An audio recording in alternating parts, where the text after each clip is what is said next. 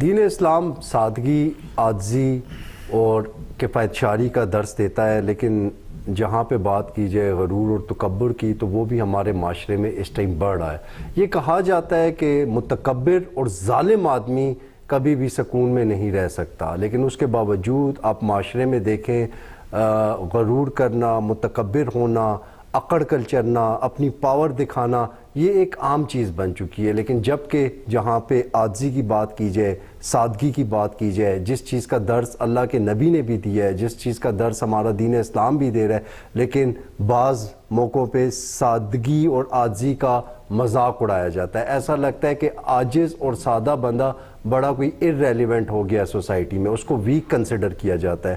تو آج یہی مسکنسیپشن کلیئر کرنے کے لیے مولانا صاحب کو ایک بار پھر سے میں نے انوائٹ کیا ہے کہ وہ یہ بتائیں کہ غرور کرنا اور متکبر ہونا اسے دین اسلام کیسے دیکھتا ہے، اور عاجزی اور سادگی کیا دنیا اور آخرت میں کامیابی کا راز ہے یا نہیں۔ جی مولانا صاحب ویلکم۔ جزاک اللہ جی، شکریہ۔ مولانا صاحب یہ غرور و تکبر کی بات ہو رہی ہے، غرور و تکبر کے حوالے سے دین اسلام کیا کہتا ہے؟ بسم اللہ الرحمن الرحیم۔ ولا تمش فی الارض مرحا انک لن تخرق الارض ولن تبلغ الجبال طولا۔ صدق اللہ العظیم۔ پہلے آپ کا شکریہ متیم بھائی۔ اور آج ہم جس ٹاپک پر بات کرتے ہیں یا گفتگو کریں گے وہ غرور، تکبر اور عاجزی سے متعلق ہے، اور یہ بھی بڑا اہم اور ضروری ہے اس وقت کہ اس پر بات کی جائے، کیونکہ میرے خیال میں اس وقت ہر دوسرا تیسرا آدمی اس کا شکار ہے۔ تو اس لیے پہلے تو قرآن کی طرف دیکھتے ہیں کہ تکبر کے بارے میں قرآن کیا کہتا ہے۔ یہ جو میں نے آیات آپ کے سامنے پڑھی ہے، اس میں اللہ تبارک و تعالیٰ نے فرمایا وَلَا تَمْشِ فِي الْأَرْضِ مَرَحًا إِنَّكَ لَن تَخْرِقَ الْأَرْضَ وَلَن تَبْلُغَ الْجِبَالَ طُولًا، کہ تم زمین پر نہ چلو مرحا اطراء کے، تکبر کے ساتھ، غرور کے ساتھ۔ وَلَا تَمْشِ فِي الْأَرْضِ مَرَحًا، یعنی تکبر، غرور ان کے ساتھ زمین پر نہ چلو، بلکہ فرمایا کہ إِنَّكَ لَن تَخْرِقَ الْأَرْضَ، فرمایا کہ کیا تم جب اطراء کے، تکبر کے ساتھ، غرور کے ساتھ زمین پر چلو گے تو کیا زمین کو پہاڑ ڈالیں گی؟ تخرق الارض، یا ولن تبلغ الجبال طولا، یا تم پہاڑوں کی چوٹیوں تک پہنچ جائیں گے؟ فرمایا ہرگز ایسا، نہ تو زمین کو پاڑ سکتے ہو اور نہ تم پہاڑوں کی چوٹیوں کو چھو سکتے ہو اپنے تکبر اور غرور کے ذریعے، بلکہ عاجزی کی تعریف کی ہے قرآن نے، اور اللہ کے نبی صلی اللہ علیہ وسلم نے، آپ نے خود عاجزی کی ترغیب دی۔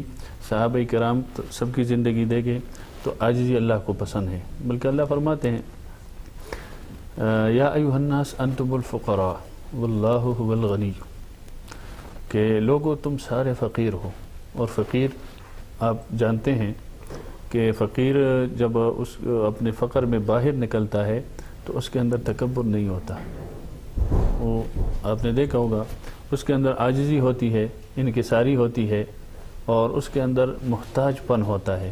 اور بندے کو تو اللہ نے بنائے ہی محتاج ہے، ہم تو اللہ کے محتاج ہیں ہر معاملے میں، اللہ کے محتاج ہم چلنے میں، دیکھنے میں، کھانے میں، پینے میں، سونے میں، جاگنے میں، ہر حوالے سے مولانا صاحب ہم اللہ کے محتاج ہیں۔ تو اب آتے ہیں تکبر کی طرف۔ یہ تو میں نے آپ کو آیت کریمہ پڑھ لی کہ اس کے بارے میں اللہ تبارک و تعالیٰ کا حکم کیا ہے کہ ہم جب یہ نہیں کر سکتے، نہ زمین پاڑ سکتے ہیں، نہ آسمان تک جا سکتے ہیں، تو پھر کیوں کریں ایسی کام؟ تکبر کا اصل جو معنی ہے اس کو سمجھنا ہے ہم۔ بالکل، تکبر کا معنی جو علماء نے یا کتابوں کے اندر جو ہم پڑھتے ہیں یا اس کی جو ڈیفینیشن کی ہے وہ ہے کہ اپنے کو دوسروں سے افضل سمجھنا۔ تکبر کا معنی اپنوں کو دوسروں سے افضل سمجھنا، خود کو یعنی سپیریئر سمجھنا، کسی بھی بنیاد، چاہے وہ ہو، طاقت ہو، پاور ہو، پیسہ ہو، وہ آگے آئے گا، ٹھیک ہے، وہ میں بتا رہا ہوں۔ تو دوسرے کو بڑا سمجھنا، پھر بعض چیزوں میں دوسروں کو ساتھ حقیر سمجھنا، یعنی خود تو میں ہوں ایسا اور دوسرا تو کسی کا کمتر ہے، اسی کو تکبر کہتے ہیں، اور اسی سے اللہ پاک نے منع کیا ہے سختی سے اور روکا ہے۔ حدیث میں آپ صلی اللہ علیہ وسلم نے فرمایا کہ قیامت کے دن متکبرین جو ہے، جو متکبرین لوگ ہیں، اس کو اللہ تبارک و تعالیٰ بگڑے ہوئے شکلوں کے ساتھ اٹھائیں گے، اس کی شکل بگڑا ہوا ہوگا اور چونٹیوں کے مانند ہوں گے فرمایا۔ تکبر کرنے والے، تکبر کرنے والے جب اس معاشر کے اندر جو تمام مخلوقات وہ دیکھیں گے تو اس سے پہچانیں گے کہ یہ وہ لوگ ہیں جو دنیا کے اندر تکبر کرتے تھے، یہ ذلت رسوائی کے لیے نبی علیہ السلام نے فرمایا۔ پھر تکبر کی قسمیں ہیں، ایک تکبر جو ہے وہ اللہ کے بارے میں ہے کہ تکبر کی وجہ سے اللہ تبارک و تعالیٰ کی ذات کا انکار کرنا، صفات کا انکار کرنا، اپنی خدائی کا انکار کر بیٹھے، جیسے فرعون نے کیا تھا ان علا فی الارض، کہ وہ سر چڑھ گیا زمین کے اندر تکبر کے ساتھ، انا ربکم الاعلی، کہا کہ میں رب ہوں، اللہ کے مقابلے میں آیا تو اللہ کے انکار کر بیٹھے۔ ایسا تکبر کرنا تو صریح کفر ہے، ٹھیک ہے۔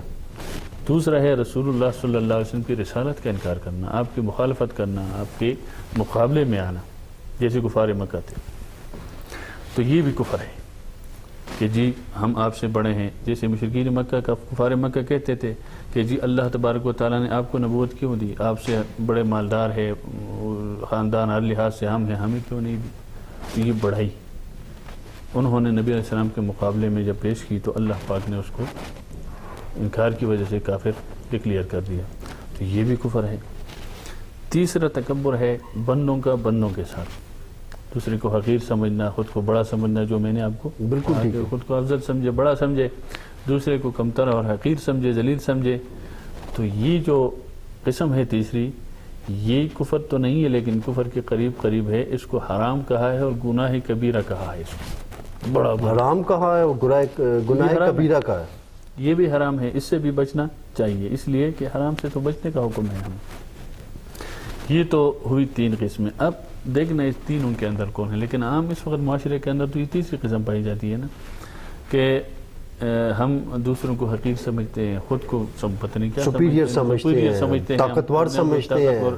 پھر اس کے اسباب کیا ہوتے ہیں؟ سب سے پہلا سبب علم ہوتا ہے کہ میرے پاس علم زیادہ ہے، میرے پاس علم ہے، یہ تو کچھ بھی نہیں ہے، یہ تکبر ہے، اسے روکا ہے۔ جس طرح کچھ لوگ کہتے ہیں مجھے تو کہیں بھی بٹھاؤ میں پروگرام کر لوں گا، یہ تکبر میں آئے گا؟ نہ خیر، وہ بٹانا تو اور بات ہے، اپنے گمنڈ کرنا علم پر کہ یعنی میرے پاس جو ہے یہ تو کسی کے پاس نہیں، یہ تو سب جاہل بیٹھے ہوئے ہیں۔ اچھا، ہماری بات ٹھیک ہے، اور میں جو ہوں بس حرف آخر میں ہوں، باقی سارے جاہل ان پڑھ ہے، ایسا نہیں، یہ تکبر میں آتا ہے، یہ تکبر ہے۔ باقی یہ جی آپ جو بھی بات کرے اور میں حاضر ہوں، میں بات کر سکوں گا، وہ تکبر میں نہیں آتا ہے، وہ تو لازمی بات ہے، ہر کوئی فن کے ماہر ہوتے ہیں تو وہ بات کر سکتے ہیں، تو ٹھیک ہے اگر اس کے اندر صلاحیت ہے۔ دوسری چیز ہے عبادت اور ریاضت، یہ میں پہلے اس عبادت اور ریاضت، کہ میں عبادت زیادہ کر رہا ہوں، پہلا علم ہے نا، دوسرا عبادت اور ریاضت، یہ میں ریپیٹ اس لیے کر رہا ہوں کہ ساتھ ساتھ لوگوں کو ذہن نشین ہو۔ ٹھیک ہے، اچھی بات ہے کہ علم اور دوسرا عبادت اور ریاضت کی وجہ سے جی میں تو تہجد کی نماز پڑھتا ہوں، اپنی عبادت پہ گھمنڈ کرنا، تو صبح کی نماز بھی نہیں پڑھتا، سمجھ میں آ رہی بات؟ ٹھیک ہے، اور میں تو 5 وقت کے نمازی ہوں، میں تو تلاوت اتنے پارے پڑھتا ہوں، میں تو یہ کرتا ہوں، میں یہ، اور دوسرے کو بالکل انسان کا بچہ ہی نہیں سمجھتا ہے، تو یہ بھی تکبر ہے، ایک سبب ہے تکبر کا، اس سے بھی بچنا چاہیے۔ آپ اگر عبادت کرتے ہیں، آپ اگر ریاضت کرتے ہیں دونوں، تو اس پر بھی اللہ تبارک و تعالیٰ کے ہاں خوف اور ڈر دل میں رکھے، جیسے حافظ عتم رحمۃ اللہ علیہ کے بارے میں آتا ہے کہ اس سے کسی نے پوچھا، یہ بہت بڑے بزرگ اور عالم گزرا ہے، اس سے کسی نے پوچھا کہ جی جب آپ عبادت کرتے ہیں تو کیفیت کیا ہوتی ہے آپ کی؟ تو اس نے بڑا اچھا جملہ کہا، اس نے کہا جب میں نماز پڑھتا ہوں تو میں اپنے آگے کعبۃ اللہ کو پاتا ہوں کہ میں کہتا ہوں میں بالکل کعبے کے سامنے کھڑا ہوں، ٹھیک ہے، اور اپنے بیک پہ اپنے پیچھے میں ملک الموت کو سمجھتا ہوں کہ ملک الموت یعنی روح قبض کرنے والا فرشتہ بالکل میرے پیچھے کھڑا ہے، نماز ختم ہونے کی دیر ہے کہ بس میری روح چلی جائے گی، تاکہ وہ کیفیت میرے پہ طاری ہو سکے۔ دائیں میں اپنا جنت سمجھتا ہوں کہ میرے دائیں جانب جنت ہے، اگر نماز قبول ہو گئی تو ادھر چلا جاؤں گا، اور بائیں اپنا میں جہنم سمجھتا ہوں۔ اس کیفیت کے اندر کہتے ہیں میں اللہ کی عبادت کرتا ہوں۔ تو آپ بتائیں کہ جب کیفیت یہ ہو عبادت کی اور ریاضت کی، تو اس کے اندر کتنا خشوع ہوگا، کتنا خوف الہی ہوگا، وہ اللہ کے ہاں کتنا مقبول ہوگا۔ ایک تو ہماری عبادات ہے نا، ہم تو مسجد میں کھڑے ہوتے ہیں اور پتہ نہیں ذہن اور سوچ اور فکر خیالات کہاں ہوتے ہیں۔ تو دوسری سبب جو میں نے آپ کو کہا کہ یہ عبادت اور ریاضت ہے۔ تیسری سبب جو تکبر کی ہے مال و دولت. مال دولت میرے پاس زیادہ ہے، دوسرے کے پاس کم ہے، بس میں اس کی گھمنڈ میں کسی کو انسان کا بچہ نہ سمجھو، اور باقی میں کہتا ہوں یہ تو کوئی حیثیت ہی نہیں رکھتے میرے مقابلے میں، اس لیے کہ میرے پاس جو مال ہے بھائی یہی مال آپ کو اللہ نے دیا ہے، اور آپ اللہ کے مقابلے میں کیا ہے. وہ تو میں نے پہلے آیات پڑھی کہ انتم الفقراء، کہ فقیر ہے. تو ایک آدمی کے سامنے جب فقیر ہاتھ پھیلاتا ہے تو اس کی کیا حیثیت ہوتی ہے ہمارے قانون اور قاعدہ ضابطے کے مطابق؟ تو پھر اللہ کے سامنے تو ہم فقیر ہیں، ہم تو اللہ کے سامنے ہاتھ پھیلا، اور یہ جو مال دیا ہے یہ تو اللہ نے دیا ہے، اللہ کی چیز ہے، تو پھر نہیں کرنا چاہیے اس پر گھمنڈ، اس لیے کہ اللہ متکبر ہے. اللہ فرماتے ہیں اللہ المتکبر، اللہ کے ساتھ سجدہ ہے.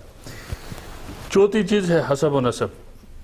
حسب و نسب، حسب و نسب، میں جی فلاں خاندان کا ہوں جی، میرا خاندان بڑا ہے، اچھا یہ بھی تکبر ہے. دوسرے خاندان والے کو نکما، کم اور اپنے سے کم تر سمجھنا، تو اس سے بھی منع کیا، یہ حرام ہے. یہ اکثر وہ ہماری اس میں قوم پرستی والے اس میں بات ہوئی تھی جس میں آپ نے بتایا تھا کہ اگر اپنی قوم کو سپیریئر اور دوسرے کی قوم کو انفیریئر سے اس کو ڈیگریڈ کیا جائے تو یہ بھی حرام ہے. حرام ہے، تکبر ہے. ٹھیک ہے، ادھر تو لازمی بات ہے، ٹائم کم ہوتا ہے، اتنے پھر تفصیلات میں نہیں جا سکتا، وہاں تو اس کے متعلق بات ہوئی تھی. تو حسب و نسب کے لحاظ سے اگر کوئی اپنے آپ کو بڑا سمجھتا ہے تو یہ بھی تکبر ہے، اسے روکا ہے اسلام نے. اور پانچویں چیز عہدہ اور منصب. میرے پاس کوئی عہدہ آ گیا، کوئی منصب آ گیا تو بس میں فرعون بن جاتا ہوں، پھر نیچے تو کسی کو کوئی سمجھتا ہی نہیں ہوں. تو یہ بھی تکبر کا ایک سبب ہے. مطلب میں یہ سمجھنے لگ جاتا ہوں کہ میرے پاس عہدہ آ گیا، اب میں پاکستان کا شہری بن گیا ہوں، سٹیزن بن گیا ہوں، کیونکہ جس کے پاس عہدہ نہیں ہے وہ تو رعایا تصور کی جاتی ہے. دوسری بات یہ پہلے بھی بات کی تھی ہم نے کہ یہ امانت ہے، عہدہ امانت ہے. آپ کے پاس آ گیا، کسی منصب پہ بھی آدمی چلا جاتا ہے، تو جس کے پاس امانت رکھی جاتی ہے وہ اس کے ساتھ خطرہ اور خوف لاحق ہو جاتا ہے کہ یار یہ ضائع نہ ہو جائے مجھ سے، کیونکہ اللہ کو بھی جواب دینا ہے اور جس کی امانت ہے اس کو میں جواب دی ہوں، اس کو بھی جواب دینا ہے. تو یہ امانت ہے، اور جس کے پاس امانت ہوتا ہے تو وہ فرعون نہیں بنا کرتا، بلکہ وہ دوسرے کا یہ سمجھو کہ امانت کا خیال رکھنا ہے اس کو، تو اس لیے اس کے اندر پھر غرور آ جاتا ہے. اور چھٹی چیز کامیابی اور کامرانی ہے. میں نے اچھی پوزیشن لی، میں بڑا آپ سے آگے نکل گیا، میں بڑا سکسیسفل ہوں جی، میری بڑی اچیومنٹ ہے، تم تو پیچھے رہ گئے ہو، میں تو آگے نکل گیا ہوں، میں نے یہ بنا لیا. یہ بھی ایک سبب ہے کہ اس وجہ سے تکبر آدمی کے اندر آتے، اس سے بھی روکا اسلام نے. اور ساتویں چیز حسن و جمال ہے. حسن و میں بڑا خوبصورت ہوں جی، بے خوبصورت، میری بڑی اچھی پرسنالٹی ہے. میرے بڑے اسلام میں یہ چیز نہیں ہے. جیسے نبی علیہ السلام کا آخری خطبہ تھا عزت الوداع کا، اس موقع پر فرمایا کہ کالے کو گورے پر، گورے کو کالے پر کوئی فضیلت، کوئی بڑائی نہیں ہے، سب برابر ہے دین اور اسلام کے اندر. اور آٹھویں چیز طاقت و قوت. میرے پاس طاقت ہے، قوت ہے، زوراوری ہے، تو میں کہتا ہوں بس میں تو میں ہوں، باقی میرے سامنے کوئی وقت ہی نہیں رکھتے، کوئی حیثیت ہی نہیں رکھتے. تو اس وجہ سے یہ جو طاقت اور قوت کا نشہ ہے یہ آدمی کو مغرور کر دیتا ہے اور تکبر کی طرف لے جاتا ہے. یہ 8 اسباب اور بھی چیزیں ہیں، لیکن یہ جو میں نے چیزیں بیان کی، اس کی وجہ سے انسان کے اندر تکبر آ جاتا ہے اور انسان جو ہے اپنے حد کراس کرتا ہے. مولانا صاحب یہ تو آپ نے بڑی اچھی گفتگو اس لیے اس میں ایک پوائنٹ میں آپ سے لینا چاہوں گا. آپ نے بالکل بولا ہے کہ تکبر نہیں کرنا چاہیے، اس سے بچنے کی کوشش آپ نے حرام قرار دیا ہے، منع فرمایا ہے، قرآن کا ریفرنس دیا ہے، حدیث کا ریفرنس دیا ہے. لیکن یہاں پہ معاشرے کو آپ یہ کیسے سمجھائیں گے کہ جو عاجز ہوتا ہے اس کو کمزور سمجھا جاتا ہے؟ لوگ یہ کہتے ہیں کہ یہ عاجز ہے اس کو کچل دو، یہ سیدھا ہے اس کو ٹھوک دو، جو ٹیڑھا ہے اس کو چھوڑ دو. بالکل یہ ہمارے معاشرے کا بہت بڑا المیہ ہے کہ جو جتنا شریف ہوگا وہ اس کی کمزوری سمجھتا ہے. اسلام کہتا ہے، ایک اور قانون میں آپ کو بتاؤں اخلاقیات کے حوالے سے. اخلاقیات ہم یہ سمجھتے ہیں نا کہ اخلاق جو ہے کہ جی کوئی آپ کو گالی دے تو آپ سر نیچے کرے، چپ کرے. آپ کے ساتھ کوئی زیادتی کرے تو آپ کے خیر جی میں معاف کرتا ہوں. یہ اخلاق کا اعلیٰ درجہ ہے. اسلام اس چیز کا درس دیتا ہے، تعریف کرتا ہے، اور اسلام اس کی ترغیب دیتا ہے کہ ہونا ہی چاہیے. پہلے درجہ یہ ہے. لیکن اصل جو اخلاق ہے نا وہ یہ ہے کہ آپ کے ساتھ کسی نے زیادتی کی، آپ کو مثال کے طور پر کسی نے تپڑ مارا، ٹھیک ہے، تو اب اسلام یہ کہتا ہے کہ اخلاق یہاں یہ ہے کہ آپ اس کو ایک تپڑ مارو. اخلاق یہ ہے، ٹھیک ہے. اب آپ کو جس نے تپڑ مارا ہے آپ نے دیکھنا ہے کہ یہ آدمی باضمیر ہے، باکردار ہے، معاشرے کے اندر یہ بندہ جو ہے اثر و نفوذ والا، اثر رسوخ، مطلب ایک ہر حوالے سے ایک باعزت خاندان یا باعزت اس سے تعلق رکھتا ہے، اور لیکن چلو اس وقت غصے میں تھا یا جو بھی تھا، اس نے مجھے تھپڑ مارا، تو وہاں اسلام کہتا ہے کہ اس کو معاف کرو.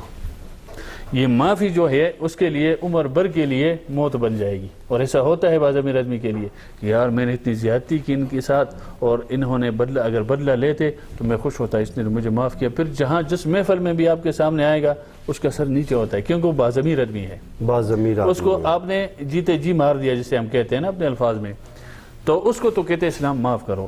لیکن اگر آپ سمجھتے ہیں کہ جس بندے نے مجھے تپڑ رسید کیا ہے اس کی کوئی کردار نہیں ہے، اس کی کوئی ضمیر نہیں ہے، کوئی کریکٹر نہیں ہے، یہ نکم آدمی ہے، اگر میں اس کے سامنے چپ ہو جاؤں تو یہ کل دوسرے غریب یا کسی اور کو 2 تھپڑ مارے گا، تو وہاں اسلام کہتے ہیں آپ نے تھپڑ مارنا ہے. یہ اخلاق ہے. وہاں اسلام کہتا ہے برابری کرنی ہے کہ اس کو تھپڑ مارنا ہے تاکہ اس کو سبق مل جائے، کل کسی دوسرے پر وہ نہ اٹھائے. کیوں؟ وہ معافی سے میں نے جو کہا نا کہ شرافت کو غلط سمجھتا ہے، کمزوری سمجھتا ہے، تو وہ پھر اس شرافت کی غلطی سے دوسروں کو ماریں گے، کمزوری سمجھ کے کہ یار میں ہوئی تو لوگ مجھے ڈرتے ہیں، حالانکہ وہ شرافت کی وجہ سے معاف کرتے ہیں لوگ. تو اس لیے یہ تو علمیہ ہے ہمارے معاشرے کے، اس طرح نہیں ہونا چاہیے. بلکہ اگر کوئی عاجز ہے، کوئی شریف ہے تو اس کی قدر کرنا چاہیے. اگر اس نے صبر کیا، برداشت کیا، خاص کر کے رمضان میں اس طرح ہوتا ہے تو لوگ اس کو کمزوری سمجھتے ہیں. نہیں بھائی، اس کی شرافت ہے. آپ کو جا کر ان سے معافی کی، یار میں نے زیادتی کی اور آپ نے آگے سے کچھ نہیں کہا یا صبر کیا یا مجھے معاف کیا، بڑے کردار کے مالک ہیں آپ.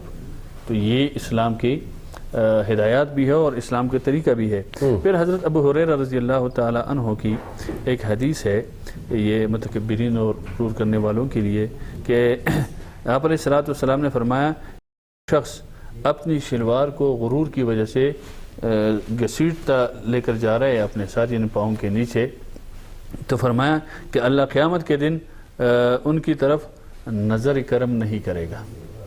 تو یہ کتنی بڑی وعید کی بات ہے کہ ایک آدمی اپنے غرور کی وجہ سے، بڑائی کی وجہ سے شلوار کو جس طرح اکثر یہ آج کل فیشن چلا ہے. اور اس کے بارے میں دوسری حدیث بھی نبی علیہ السلام نے فرمایا کہ اپنی شلوار کو ٹخنوں سے اوپر رکھو، یہ عاجزی کی علامت ہے، اور ٹخنوں سے نیچے حرام قرار دیا ہے. اس کی وجہ یہی ہے. بالکل. تو یہاں وہ عید ہے کہ اللہ نے فرمایا نظر کرم، اور وہاں تو نظر کرم کی ضرورت ہے قیامت کے دن سب کو، چاہے کوئی نیکوکار ہے یا بدکار ہے، ہر کسی کو ضرورت ہے. دوسری حدیث میں حضرت ابو ہریرہ رضی اللہ تعالی عنہ فرماتے ہیں کہ اللہ تبارک و تعالیٰ نے آپ علیہ السلام نے فرمایا کہ اللہ فرماتے ہیں عزت میری ازار ہے، ازار، اور کبریائی میری چادر ہے. جو شخص ان دونوں میں سے کسی کے بارے میں میرے ساتھ جھگڑے گا تو کل قیامت کو میں عذاب میں گرفتار کر دوں گا. یہ دونوں اللہ کے ساتھ سجدہ ہے. میں نے کہا نا قرآن میں اللہ فرماتے ہیں کہ واللہ المتکبر واللہ الخالق البارئ المصور، یہ جو اللہ نے صفات بیان کی ہے تو یہ اللہ کی صفت ہے. اللہ کے ساتھ سجدہ ہے، تکبر کرنا. اللہ بڑا ہے اور ہم تو کیا ہے، کسی کے ساتھ ہم مقابلہ کریں گے کہ ہم بڑے ہیں، علم ہو، انسان کچھ بھی ہو. مولانا صاحب ٹائم ذرا مختصر ہے، اگر کچھ اور اس حوالے سے آپ آخری بات. اچھا سوال پوچھنا ہے؟ جی نہیں، آپ بتا دیں. آخری بات کر رہا ہوں. تو یہ تکبر میں نے کہا گناہ کبیرہ ہے. اب اس میں ایک اور چیز میں نوٹ کرتا ہوں اس لیے کہ لوگوں کو یہ غلط فہمی نہ ہو، کہ جیسے ابھی بات ہو رہی تھی پروگرام سے پہلے ہماری کہ کوئی اچھے کپڑے پہن لیتا ہے. ایک بات مولانا صاحب میرے ذہن میں آ گئی اچانک سے، میں کچھ لوگ ہوتے ہیں وہ کہتے ہیں میں نہ مانوں. اب لیٹ سپوز ایک بندہ ہے وہ اڑا ہوا اپنی بات پہ، سامنے نظر آ رہا ہے کہ غلطی ہے اس کی یا اس کو اصلاح کرنی چاہیے، لیکن وہ کہتا ہے نہیں میں ٹھیک ہوں. وہ تانے بانے پکڑتا رہتا ہے، اپنی بات کو جسٹیفائی کرنے کے لیے کہیں نہ کہیں سے دلائل لاتا رہتا ہے. تو کیا یہ بھی تکبر میں آتی ہے یہ چیز؟ اس کے بارے میں آپ کو ایک اور بات بتاؤں. وَلَا تُجَادِلُوا أَهْلَ الْكِتَابِ إِلَّا بِالَّتِي هِيَ أَحْسَنُ. ہاں، قرآن میں اللہ فرماتے ہیں کہ آپ مجادلہ مباحثہ نہ کریں اہل کتاب کے ساتھ. یہ تو ایک قانون اصول دیتا ہے نا، اس میں تو سب آتے ہیں پھر نیچے. ٹھیک ہے.